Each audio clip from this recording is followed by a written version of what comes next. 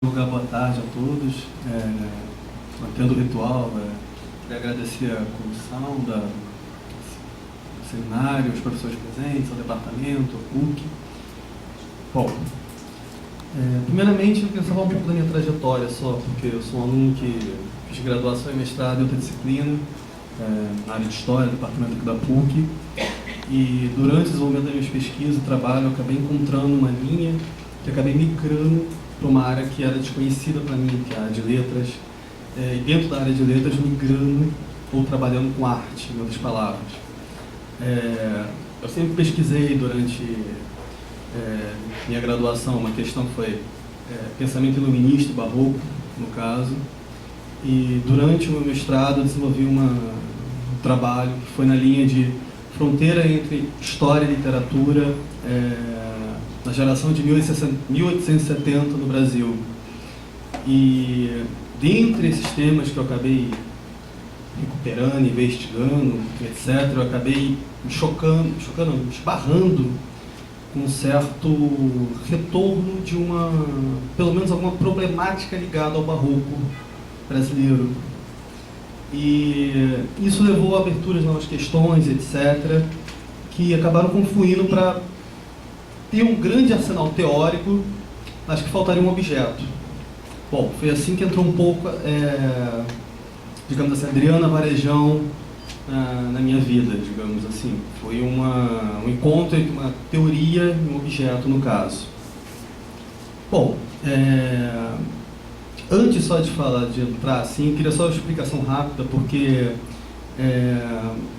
eu trabalho basicamente com um conceito básico de História e Literatura, que é muito ligado ao que um professor que é do departamento de História, que enfim, até deu aula com as duas Costa Lima trabalha, que é que saiu até um trecho dos penúltimos livros dele, História, Literatura e Ficção, se não me engano, de 2007, que ele faz uma diferença, de certa forma, não é simplória, mas uma diferenciação da história e da literatura, basicamente que ambas produzem ficções, mas no caso,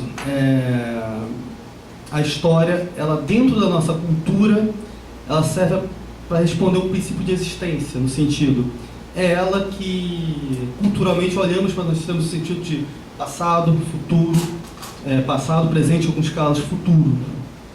Então, eu considero, estou trabalhando essas questões de história e literatura a partir de um conceito chamado ficções históricas, que a gente utiliza. Então, para mim, não estou defendendo, faço até questão de dizer isso, que não é uma questão de ver a história como dona da verdade, ou de uma suposta verdade, mas sim como uma produtora de sentido também, então, diferenciada da literatura, mas também com pontos de aproximação. Bom, primeiramente, a Adriana Varejão acho que todos conhecem pelo menos, é uma das artistas mais caras atualmente, vira e mexe. São publicadas matérias em relação às obras delas, mais caras, etc., na mídia. E todo o trabalho dela, pelo menos na primeira metade dos anos 80 e 90, estiveram muito baseado em cima da chamada estética barroca. Os trabalhos delas começam em 84, no caso. Ela é formada pela Escola de Artes Visuais de Parque Lage, e ela começa, a partir de uma viagem, sobretudo a Ouro Preto, a trabalhar toda uma temática de retorno do barroco, no caso. Toda uma presença, no caso, muito forte. Recentemente, no caso, eu cheguei de São Paulo agora, um mês atrás, e acabei indo na exposição dela, que está tendo no MAN, que vem agora de janeiro para o Rio de Janeiro. O título da exposição está até com Histórias Margens, no caso. Ou seja, é uma autora que sempre esteve ligada, pelo menos no senso comum, a uma ideia de história, ou de historiografia, talvez, uma certa escrita da história. A minha fala, ela vai girar um pouco em torno disso. Durante toda essa primeira metade, muitos dos trabalhos da Adriana Varejão foram em cima, digamos, de quadros clássicos, obras clássicas, digamos, pinturas e afrescos que retratavam determinada dimensão de história do Brasil, ou que pelo menos era vista como objeto, pelo menos. Objeto esse, claro, com infinitas interpretações, mas objetos que geralmente eram usados para discutir determinados temas, pelo menos. E no caso, ela particularmente chama, em entrevistas que eu li, ela chama a utilização desse trabalho que ela faz, dessa, digamos assim, mudança de foco ou reinterpretação de paródia. Pelo menos até 2011, eu li várias entrevistas dela, ela chamava a primeira metade do trabalho dela como paródia de determinados temas. Nunca houve uma definição muito clara do que ela consideraria como paródia, mas a princípio, uma releitura ou até mesmo uma certa ironia também de certos temas. No caso, eu fiz a questão de dividir o trabalho dela um pouco em duas partes, mas apesar de eu trabalhar aqui especificamente só nessa primeira metade, ligado ao barroco, a segunda metade do trabalho dela, que eu estou chamando que é mais da década passada, chamada parte de saunas, etc., é uma área ainda que é um pouco até nebulosa de se trabalhar ainda, porque nem mesmo a autora sabe definir muito bem o objetivo daquilo, por que ela fez aquilo. Toda a área do barroco, que ela fez anteriormente, é muito curioso, porque houve projetos, a croquis, a ensaios, a estudos, a toda uma série de preparações para aquele trabalho. Ou seja, há um mínimo planejamento para chegar ao ponto, nem que seja estético. Essa segunda parte, não. Ninguém ainda, digamos assim, não tenho visto muitos trabalhos sobre isso, digamos assim, ou pelo menos alguns que convirjam para o mesmo ponto. Mas retornando um pouco a Adriana, deixa eu ver com a apresentação.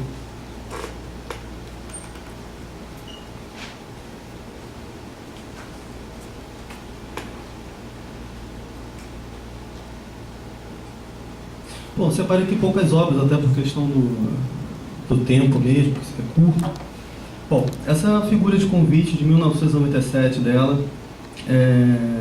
Parece azulejo, mas enfim, é uma pintura mesmo.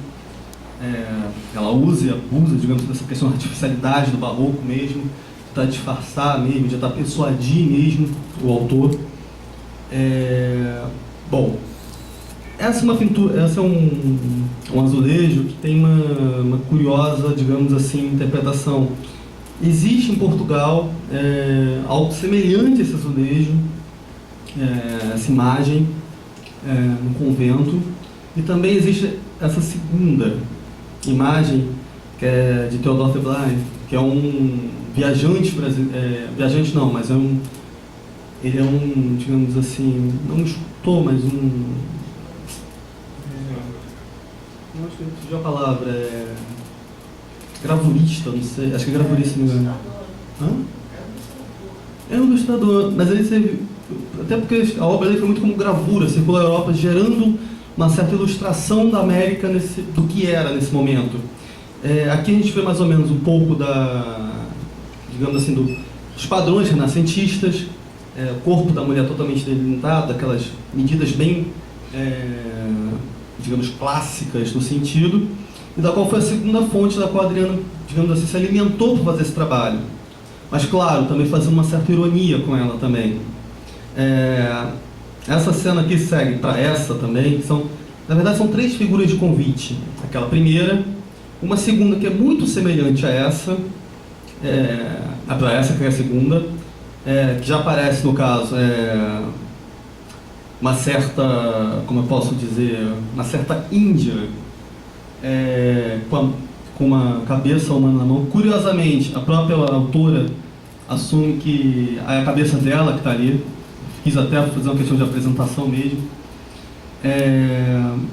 E ela quis mesmo brincar com esse imaginário, de perverter um pouco, pelo menos desvirtuar do que era esse imaginário construído na Europa.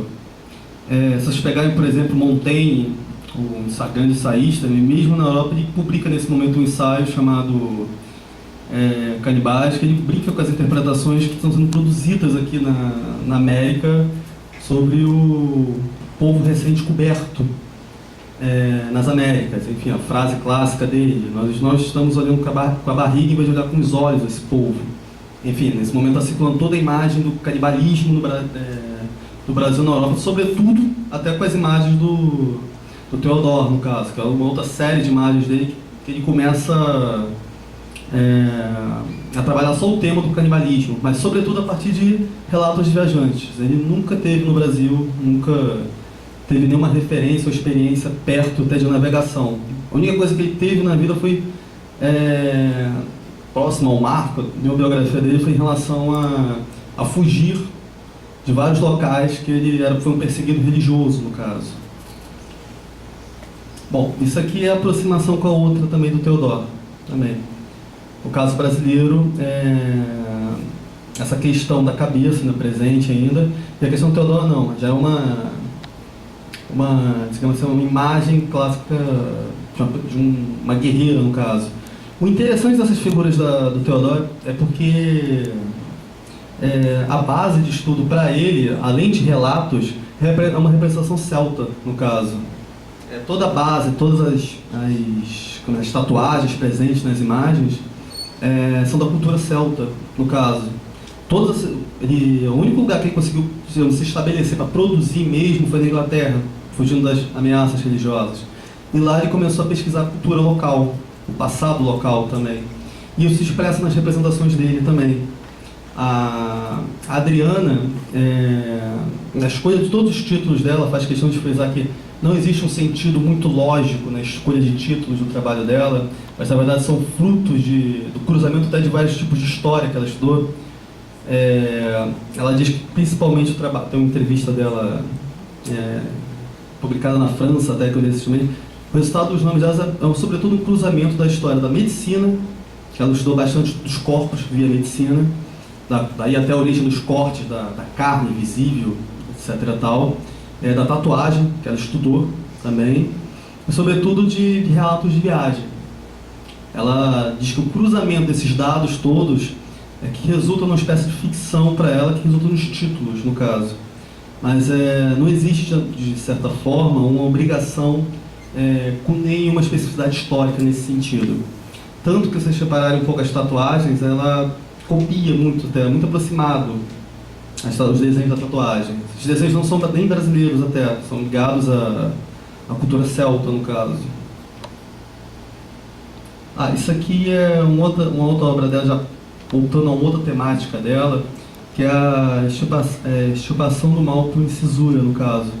É uma série de três trabalhos que ela publica sobre a extirpação do mal. A origem desse trabalho, pelo menos a inspiração para ele, vem a partir de um um convento na Bahia, uma ordem terceira de São Francisco, na qual existe isso aqui na parede, no caso.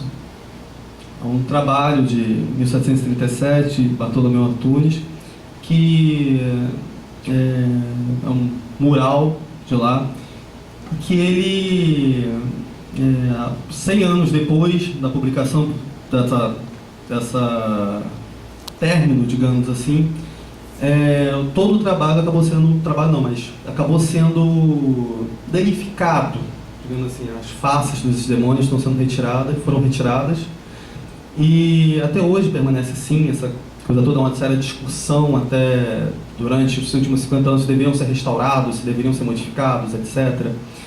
E a Varejão pega esses temas e ela renova, de certa forma. A palavra renovar é uma palavra minha, mas existem vários intelectuais e pesquisadores que usam termos diferentes. O Silviano Santiago utilizou o termo uso capião para definir o que ela faz. O Paulo, desculpa, me esqueci o sobrenome dele, mas é um sobrenome alemão, que é um dos maiores curadores dela. Ultimamente eu ouvi a palavra de reinterpretação, que eu não utilizava com tanta frequência. Todos esses trabalhos estão forçando, digamos, é muito curioso, porque não tem uma definição do conceito do que ela está produzindo. Já vi também trabalhos antropofágicos, que ela faz seria uma antropofagia, apesar de quando você começa a ver todas as entrevistas dela, ela praticamente, se não citar vários autores, mas pouca coisa, praticamente nada ligada ao movimento modernista brasileiro, ou pelo menos a um sentido mais amplo modernista. A maioria biografia citada em entrevistas dela giram em torno de ou do pós-modernismo, sobretudo francês, ou, digamos, esse século XIX ou clássicos mesmo. Isso aqui é uma outra obra, isso aqui é do Franz Post também, que ela faz uma intervenção no sentido de faz cortes, no caso, e começa a servir, no caso, essas imagens, pequenas partes do quadro. Digno de curiosidade, todos esses pratos que estão aqui mostrados são símbolos mercantes da Companhia das Índias que estão nele. Ela faz uma certa ironia, de certa forma, da paisagem que está sendo vendida ou distribuída para os outros. Esse aqui é o quadro original. Uma paisagem calma, tranquila, que com a intervenção acaba ficando coisa mais forte, mais chamativa. Bom, deixando só isso aqui para fechar a apresentação, porque acho que o meu tempo está acabando aqui também. Bom, como um aluno que veio, pelo menos, da história, o interessante, eu acho, desse trabalho da Adriana Varejão, são sobretudo as provocações que ela deixa para a gente. Ela consegue subverter, sobretudo, um olhar de fora. Toda uma imagética que veio da Europa, que, de certa forma, ainda banha nosso imaginário, começa a ser, digamos assim, invertido e trabalhado de uma forma diferente. Recentemente, descobri até que, da década de 90 para cá, que nós começamos a trabalhar muito mais com a questão barroca, de certa forma, um retorno de um certo barroquismo. É até uma questão que eu acho interessante, porque um dos grandes intelectuais dela, que ela tem trabalhado, é um intelectual chamado Calabrese, que ele tem um livro chamado A Idade Neo-Barroca, que ele chama a pós-modernidade ele falou que chama que a pós-modernidade deve se chamar neo-barroca. Enfim, é um conceito que eu até li o livro, acho que tem certos limites do conceito dele que não deveria ser utilizado, mas é um termo interessante. Então, acho que para mim, acho que eu vou ficar por aqui, senão vou estourar muito tempo, mas eu acho que a Adriana Varejão tem muito a oferecer hoje em dia sobre indagações, propostas, hipóteses, maneiras de pensar uma nova história do Brasil, no caso, pelo menos como indagações e provocações. Obrigado.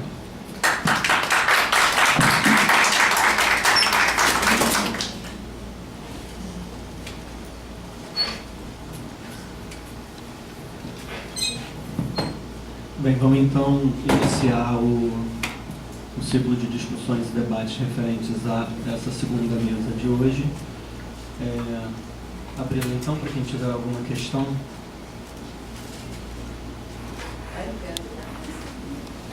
Eu peço, por favor, para quem chegou, quando for colocar alguma questão, por favor, se apresentar.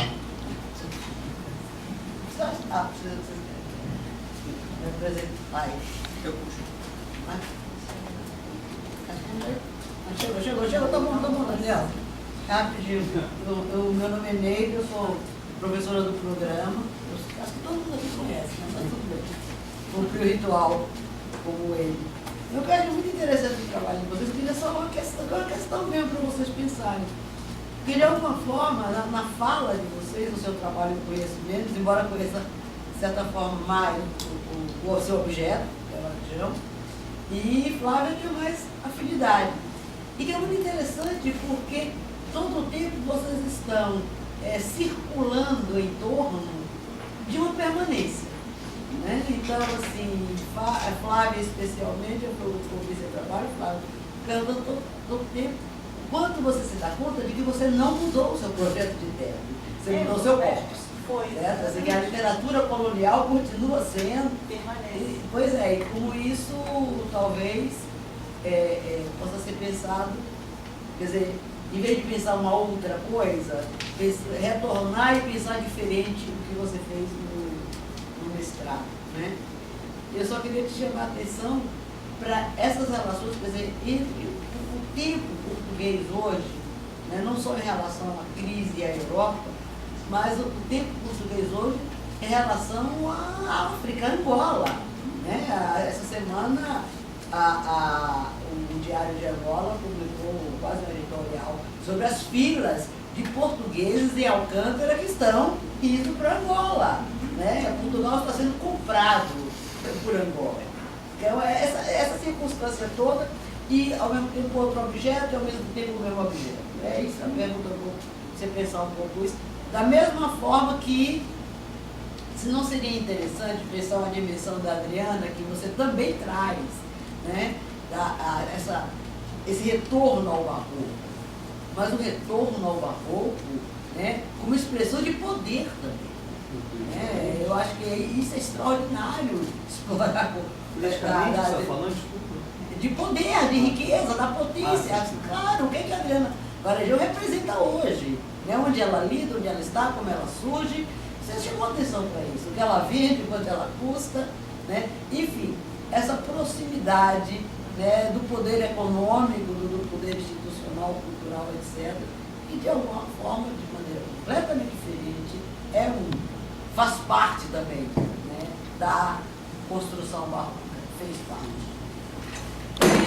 Nesse sentido de que às vezes pode ser bastante inovador, eventualmente, em vez de eleger o fragmento, a diferença, eleger a continuidade, onde ela não é, de modo geral, cogitada.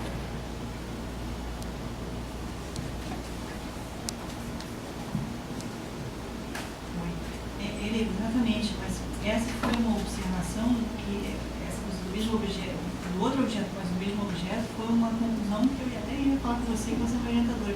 Mas é uma coisa que eu tinha percebido agora nessa disciplina com o Cauélio, que era o mesmo objeto. Era uma coisa que eu achei novamente, né, dentro do corpus. Porque esse livro estava fora até então, era o livro que eu tinha ali em casa, mas quando eu comecei a pensar, eu vi a foto da capa e falei, isso aqui é o que eu sempre trabalhei, a mineração colonial, a exploração e tudo mais. Mas é intenção, Léo? Eu pode começar a ver eu acho que eu estava muito, quando eu estive em Portugal, você sabe, eu encontrei a professora Inocência Maca, e ela publicou um artigo sobre isso, em que ela falava que não era uma literatura colonialista, como a literatura colonial pretendia ser, ela não era impositiva. A questão foi que eu percebi agora recentemente que, apesar dela ter essa opinião, isso estava lá. Eu percebi uma opinião contrária que eu tenho a dela. Ela acha que não é uma literatura colonial e nem colonialista. Quer dizer, é colonial no sentido que reconta toda aquela história. Não colonialista no sentido dos concursos de literatura colonial do Salazar com que eu trabalhei. Ela não é impositiva, não é educativa, vamos dizer assim. Mas isso tudo continua lá, prova que eu percebi muito recentemente. Sobre a história da relação com Portugal, eu estava falando, recentemente eu vi um livro que era, muito me surpreendeu, que era assim, Como Trabalhar em Angola. Era um livro que estava sendo vendido em Portugal, um best-seller, que tinha saído agora, como arrumar suas malas para ir trabalhar em Angola, o que você precisa saber, é um guia prático para você que está aí sem emprego. A saída deles estão sendo Angola e Brasil. Vocês vão encontrar milhares aí, se vocês perceberem recentemente, gente jovem, executivos, bem sucedidos e tal. E uma coisa engraçada também de Angola, só para encerrar, é a coisa do Banif, né? Os angolanos, essa é uma história recente, os angolanos compraram um banco tradicional português chamado Banif e o dinheiro sumiu. O dinheiro da compra desapareceu, como é bem típico de Angola. Né? Então essas relações são muito engraçadas. Mas é isso aí.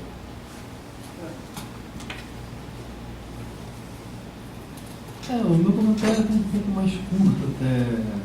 Essa questão do poder, assim, desse retorno barroco, eu acho interessante porque, para quem é de história, pelo menos que tem um negócio de precisão de conceito, de termos que aparecem, o que esse termo está aparecendo, está repetindo, alguma coisa assim, esse termo uniu barroco para mim, é uma coisa que,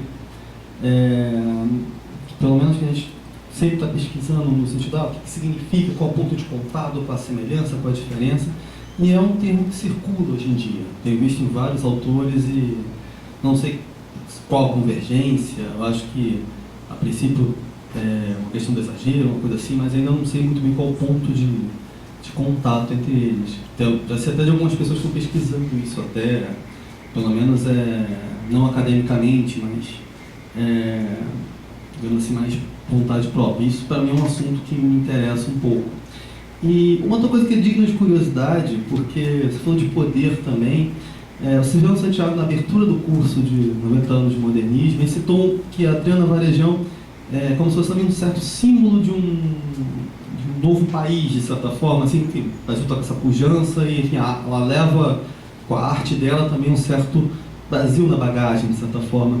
E eu tenho digamos assim, uma coisa de ficar olhando na internet, tipo, Adriana Varejão, entre aspas, a cada um mês, assim.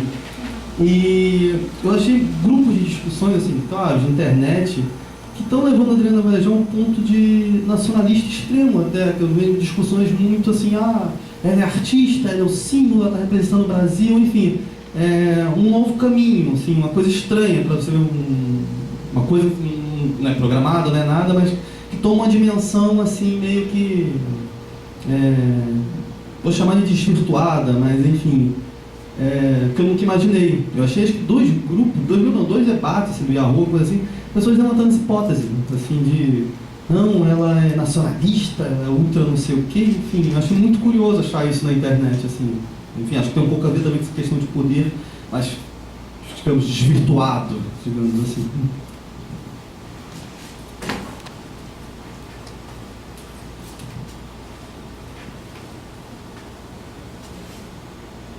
Eu quero colocar então uma pergunta. Carlos, você relaciona o trabalho da Adriana a uma estética barroca. Eu queria, na verdade, que você falasse um pouco da onde que vem essa ideia não de pertencimento, mas de uma relação com o barroco, à luz também do que você falou um pouco da utilização das figuras do Theodor de Bray, com uma ideia de paródias e de subversão de um discurso histórico que, em muitos casos, é relacionado a um modernismo, e você chegou um pouco a falar nisso. Como, especificamente, aqui eu estou falando dos trabalhos em azulejaria e da ideia de uma técnica portuguesa utilizada para renarrar a história brasileira. Enfim, e entender um pouco melhor qual está sendo essa sua relação do trabalho dela com o barroco em oposição ou não ao modernismo.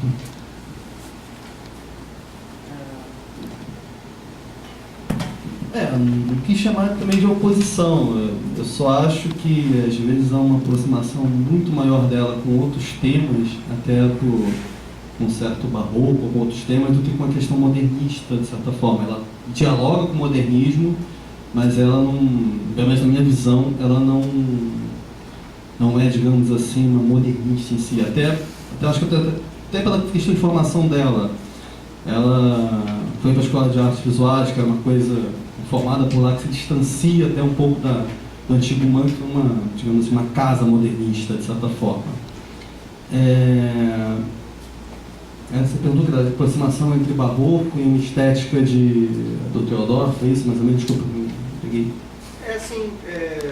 Porque, na verdade, você relaciona mais o trabalho dela com o barroco e cita as aproximações, as figuras do Theodor, e aí, enfim, dessa relação de apropriação de outras figuras, não relacionado ao ícone de antropofagia, que é o que aproxima ela do modernismo, mas como é que isso está dentro dessa estética barroca para você?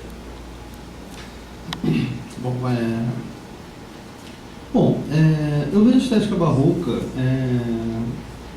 a princípio, a clássica mesmo, assim, como um ponto de tensão, no caso, de diferente, etc., com uma tensão entre o terreno, digamos assim, espiritual, essa coisa toda. Sempre foi um espaço de tensão, no caso. Eu vejo o trabalho da Varejão muito curioso, porque aqui, por exemplo, isso não é uma regra, nem todo o trabalho dela é assim, mas foram trabalhos que ela se baseou em viajantes, no caso. Com pessoas que produziram uma visão de Brasil, ou de Colônia, enfim, de América Portuguesa, e ela, em cima disso, ela pega a palavra subverter. Eu admito que até hoje eu não cheguei a um consenso qual palavra ser utilizada ainda. Estou chamando momentaneamente de subversão, enfim, ou de ironia, pode ser, mas ela pega essas leituras e, digamos assim, cria novas, no caso. Claro, com todo o limite, não, com toda a abertura possível da expressão artística, no caso. Acho que ela apenas desconstrói alguma coisa que parece ser muito, digamos assim, matizado no imaginário, por exemplo, imagens de paisagens, que é muito ligado ao romantismo, a construção de paisagem, imagem nacional, que até hoje acho que permanece um pouco nos livros, pelo menos sobretudo escolares, assim, ela vai um pouco meio pervertendo ou subvertendo essas ideias. E eu acho que tem um pouco de uma certa ironia e paródia, que é muito comum até no Barroco, por exemplo, de você desconstruir algumas coisas, para você pegar Don Quixote, enfim, você vê que é um texto montado a partir muito de ironia, de certa forma, de desconstrução do passado, essa coisa toda, e também de convencimento para uma abertura de algo novo também. Eu acho que tem um pouco desse diálogo no trabalho dela. Eu acho que o trabalho tem muito além disso, mas é um caminho que eu acho que tem muita presença, pelo menos por enquanto. Pelo menos é uma hipótese que eu tenho no momento, digamos assim. Pode estar errado.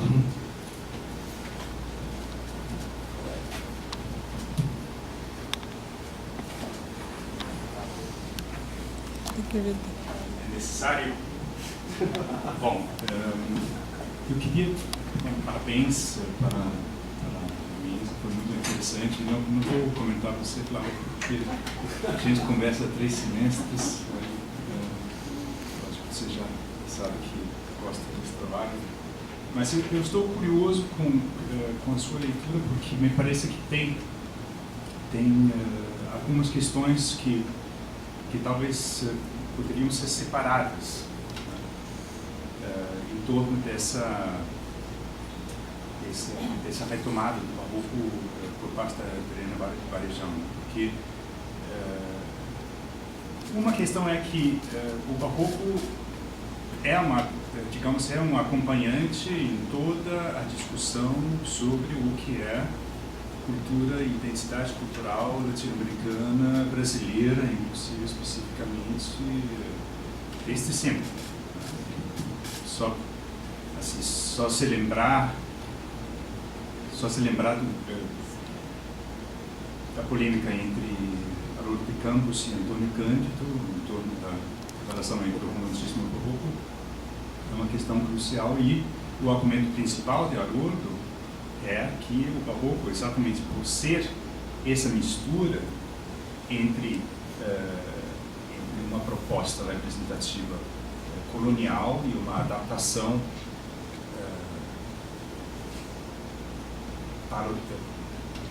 não teria paródia, mas uma adaptação local, toca em alguma questão essencial que dialoga com Cipriano, com toda essa discussão.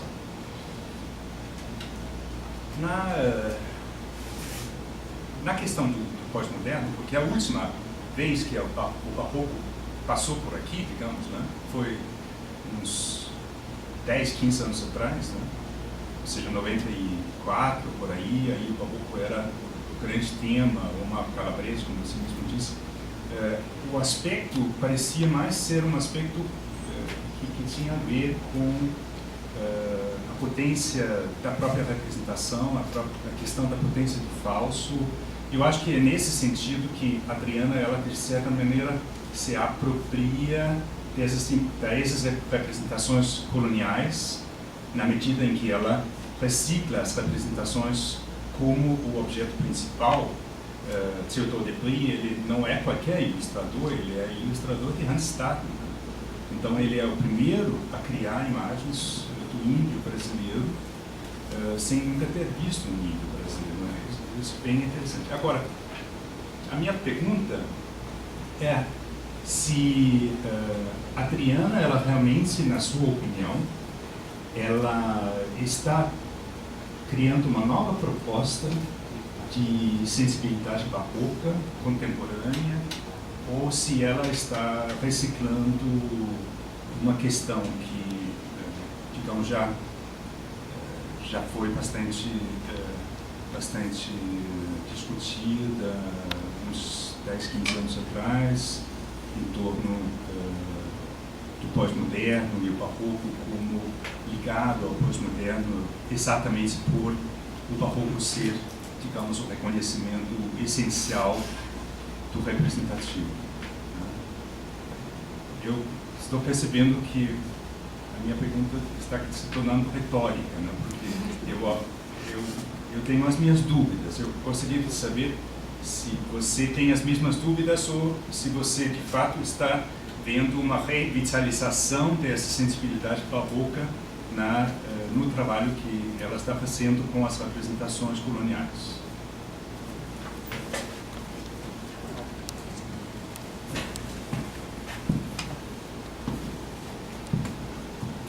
Bom,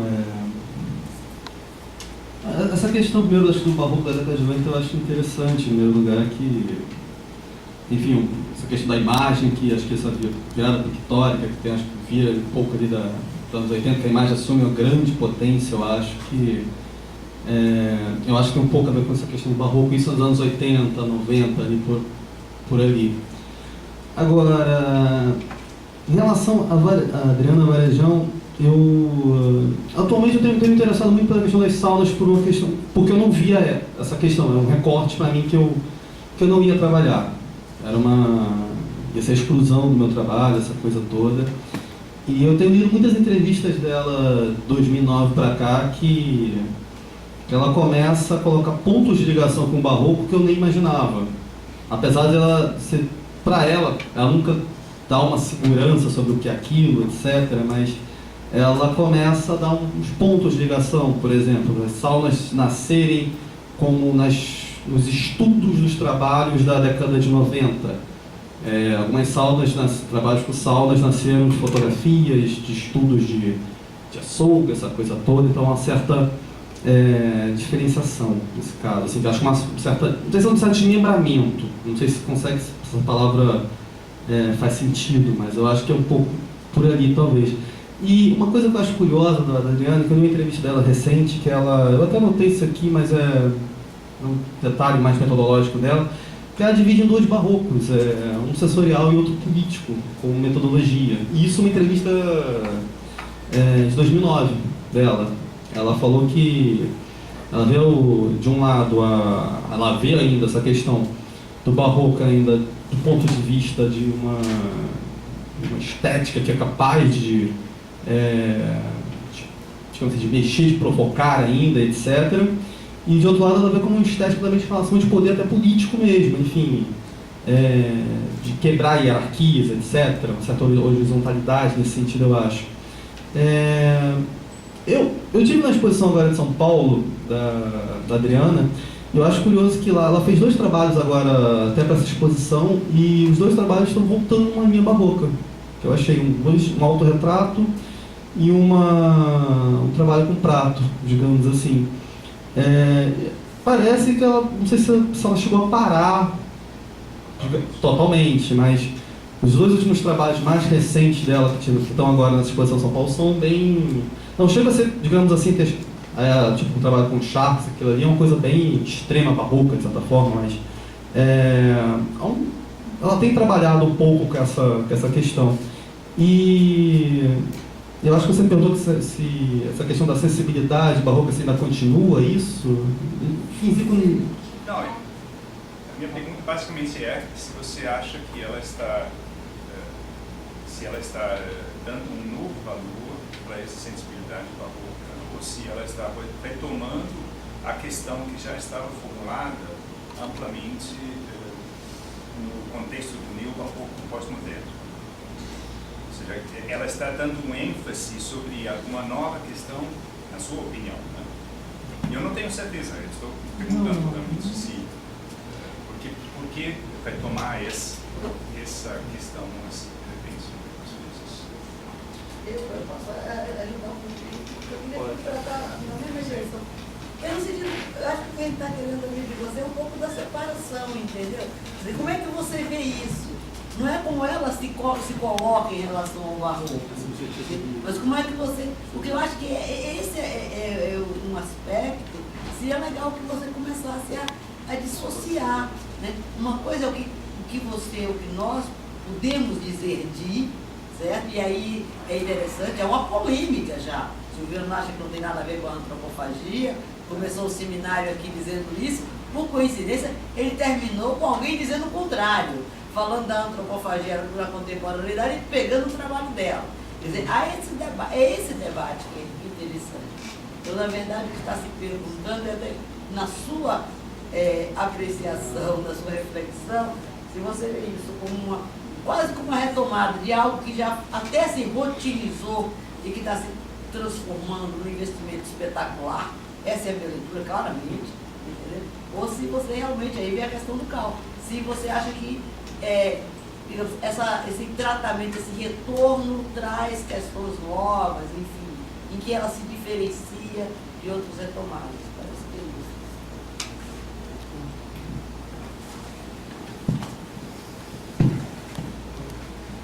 Bom, eu acho que eu tenho visto o barroco um pouco dentro desse contexto dessa falta de referencialidade da imagem que veio da década de 90. Eu acho que essa questão barroca continua, ainda eu vejo ainda permeando alguns trabalhos, essa coisa toda de trabalhar com barroco, esse retorno todo. Eu acho que é um campo de força dentro de outras questões. Eu não sei posicionar, digamos assim, quais são todas, mas eu vejo o barroco até como bem interessante em comparação a outras coisas bem conservadoras que eu tenho visto por aí, pelo menos. Agora, eu não, do ponto de vista de arte mesmo, não sei te dizer muito bem, mas eu acho que eu acho que ainda tem um pouco de fôlego, em outras palavras. Eu acho que essa questão barroca ainda vai permear durante um tempo. Sobretudo que eu acho que ela está se colando uma questão econômica também.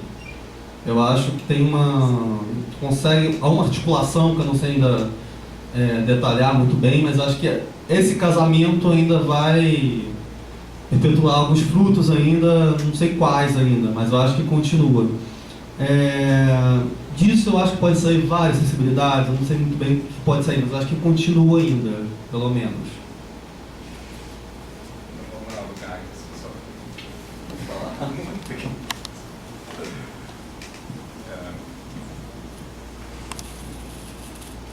só assim, uma frase. Eu acho que talvez pode ser uma pista para sua diferenciação, pensar o barroco em Adriana Varejão mais como uma questão conceitual. Sim. Ou seja, o barroco não é uma expressão de uma sensibilidade particularmente barroca nela, mas é uma maneira de citar a história da arte, da cultura, da identidade brasileira conceitual. E talvez isso explica a divisão que ela faz entre o barroco sensível e o barroco político. Vamos comentar com as pessoas falar disso, porque ela faz questão mesmo de dizer que o barroco dela é muito conceitual, tanto que as questões religiosas que ela toca, enfim, o barroco clássico é uma questão de convencimento, ou pelo menos uma retórica muito forte religiosa. O objetivo dela não é esse, literalmente, apenas trabalhar conceitualmente e trazer alguns temas. Isso acho que ela define bem, assim, pelo menos. Agora, uma coisa que eu não sei ainda é para onde caminha o trabalho dela ainda. Eu acho que ela está desenvolvendo, até onde eu sei, 3 linhas de trabalho, então isso é uma dúvida para mim futuramente. Assim.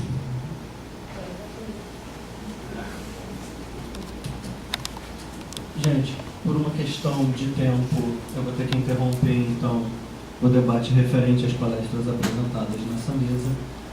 Nós retornamos, então, em mais ou menos 5 minutos para a próxima mesa. Obrigado pela participação de todos.